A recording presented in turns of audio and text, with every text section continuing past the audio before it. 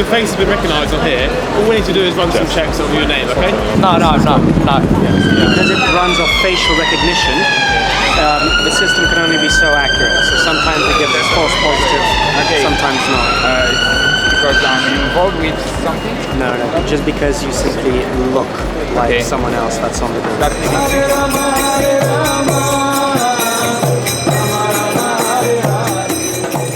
Did you know that the police and private companies are massively expanding their use of facial recognition technology in the UK, even though the people nor Parliament have ever given their democratic consent for this Orwellian technology to be used? The Metropolitan Police and South Wales Police continue to deploy authoritarian and inaccurate live facial recognition technology in our streets, while several other police forces have invested millions of pounds in mobile phone-based and retrospective facial recognition technology. Biometric Britain is our follow-up to Face Off, our report from 2018, that documents the relentless growth of facial recognition in our country, from police forces to schools and shops. This is live facial recognition, technology the police say helps keep us all safe.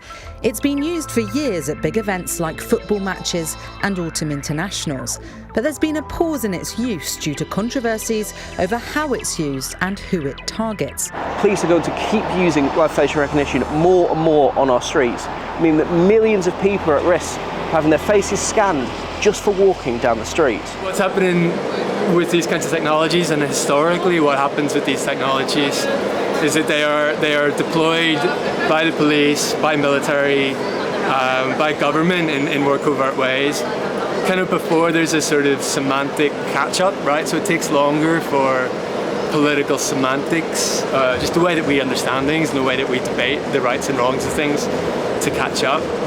And by the time we have a sort of language to debate the rights and wrongs of things, they've been embedded in society, and to some extent they've been normalised, and the arguments that are put forward in their favour have been sort of internalised. Since the Met started using live facial recognition, 85% of all the match it's got have been wrong, while in South Wales this figure is 90%. Big Brother watchers observed at deployments people who should not have been on watch lists being stopped by the police, despite this alarming false match rate. The Met and South Wales Police continue to deploy live facial recognition technology, and even commissioned a report to try and justify their use of this Orwellian tech. This report found that all but the highest accuracy settings, the algorithm had racial bias, and that around 1 in 6,000 people will be misidentified, meaning a busy deployment on Oxford Street, they expect around 6 people to be wrongly stopped by the police because the algorithm got it wrong. At this moment in time, there is no reason to detain you whatsoever. So thanks for providing all the details. You're not detained at this time. You're not under arrest or anything like that. You are on the way to go. If you get any questions, well, so I should take some tea because, like, I don't know. You described me like that, yeah. Only the reason. You told me the reason, yeah, verbally. But I should take get a ticket. At least to say why you stopped me. I'm really sorry for what just happened to you. We're here campaigning against what you're doing. It's completely unacceptable. It's a complete infringement of all of our privacies and our freedoms. This data is wildly inaccurate, and as we know, it disproportionately affects women and people from ethnic minorities. And the Met Police know this, and they are still using it. It's absolutely vital, while there's no primary legislation on this, that the Met Police ban the use of it and stop it immediately. On the paper, on the documents, they say that facial recognition is super efficient, but then how they are like implementing that is very inefficient, because so they are like implementing this facial recognition, they target people, and then there are like police officers following these people on the street, right? But these people, like, it's a very busy street, so people can, disappear. So it's a very inefficient way. In the European Union, they are proposing this AI Act where this kind of practice is going to be completely forbidden. So hopefully this is going to put more pressure on the UK government to ban this kind of practices. Trials of mobile phone-based facial recognition in South Wales show that even when the police claim there was no racial bias in their technology, it can still exacerbate the racial divide we see in policing. People of colour are around 4 times as likely as their white peers to be subject to a mobile phone-based facial recognition scan. They made up around 30% of all the facial recognition scans in South Wales, despite only making up 8% of the population. And all police uses of facial recognition rely on custody images databases, which contain the images of around 60 million Brits up and down the country. Now, 11 years ago, the High Court ruled that police keeping hold of the photos of innocent people was unlawful. But more than a decade on, not a single police force in England and Wales have made meaningful steps to delete these innocent people's photos. Instead, innocent people are required to write to police forces and ask them to delete their unlawfully retained images. In the past 3 years, around 4 million photos have been added to custody image databases, but only 5,000 requests have been made for deletion. Clearly, this shows that a huge number of innocent people's photos are being collated and stored by police forces every single year. Photos that can be used in facial recognition searches, often without these people's knowledge. And it's not just the state.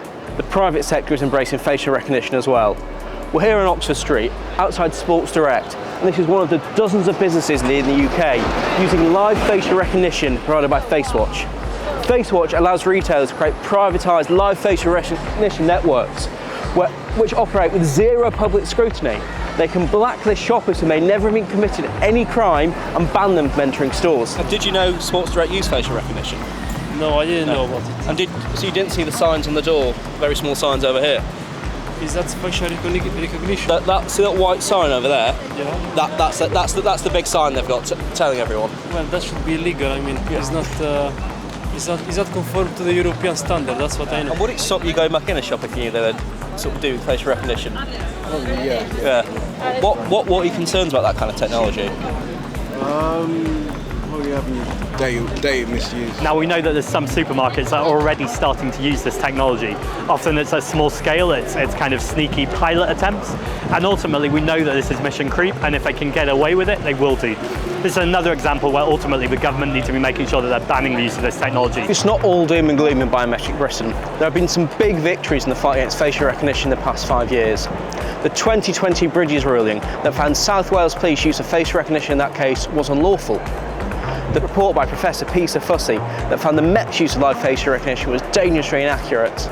And last year, the ICO effectively banning Clearview from working in the UK and fining it more than £7 million. Big Brother Watch will not stop resisting the rollout of Orwellian biometric surveillance in the UK. We will be protesting live facial recognition deployments. We'll lobby MPs and businesses to protect your privacy rights, publish vital research holding those using facial recognition to account. We can't do any of this without your support. Check out our campaign page at stopfacialrecognition.org.uk. Sign our petition.